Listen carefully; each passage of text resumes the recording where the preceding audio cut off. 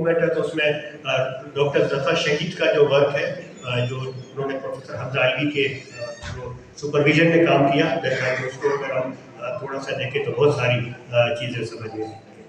तो ये एक तनाजुर था जिसमें मैं बात करना चाह रहा था कि हम इसको ज़रा समझने की कोशिश करें कि ये इस तरह से नहीं है, चीज़ें हुई हैं और चीज़ें आगे बढ़ी हैं। लेकिन इस किताब के आने से पहले इस किताब पे सिर्फ एक नाम लिखा है और वो उस्मान बलोच। यस, उस्मान बलोच की कहानी तो है, लेकिन उस्मान बलोच ने 128 घंटे लिखवा के वो पीछे हट गए। 128 घंटे लिखवाने के बाद जिन खामोश सिपाहियों ने काम किया उनका यहाँ नाम नहीं है, और उसमें सबसे बड़ा नाम वाहिद बलोच ना यहाँ नजर आ रहे।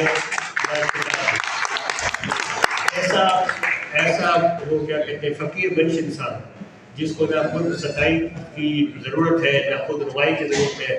लोग आज कल किताब लिख देते हैं, फिर पुरानी चीज़ें छाप देते हैं, उसमें तदवीर मुरत्तब पता नहीं क्या क्या नाम लिख के और अपना नाम बड़ा लिखते हैं, दूसरा नाम छोटा। तो सबसे पहले आप हमारे वाहिद को सलाम पेश करें।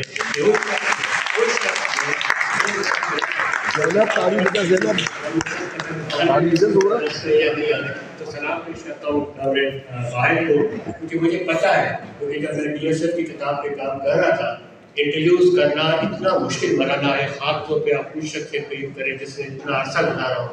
जब मैंने डॉक्टर अदीब के साथ, डॉक्टर हारून के साथ, मजहर सईद साहब के साथ, बाकी लोगों के साथ, जैन अलवी, SM नसीम साहब के साथ किया, तो वो अगली बात रिपीटिशन होती थी। उसमें नई बात निकालना बहुत मुश्किल होता था। लेकिन इस पूरी किताब को आप पढ़ेंगे, कहीं एक लफ्ज़ आपको रिपीटिशन नजर नहीं आएगी। यकीनन वाहिद बलोच ने जब ये रिकॉर्ड किया होगा तो ये पूरे का पूरा उनका जो 128 घंटे हैं वो रिपीटिशन से भरे हुए होंगे। इसका मतलब ये कि कामिल वाहिद ने इतना तख्लीकी माइंड अप्लाई किया है, एक चीज़ रिपीट नहीं है, आपको वो लफ्ज़ रिपीट किया हुआ नजर नहीं आएगा, वरना शायद ये किताब 600 सफ़े की होती है। ये बहुत बड़ा काम है, ताकि वर्कर्स पढ़ेंगे, सब कुछ पढ़ेंगे तो उनके नॉलेज हो, तो मेरे ख्याल में उनकी सर्विसेज को ज़रूर रिकॉग्नाइज करना चाहिए हमें।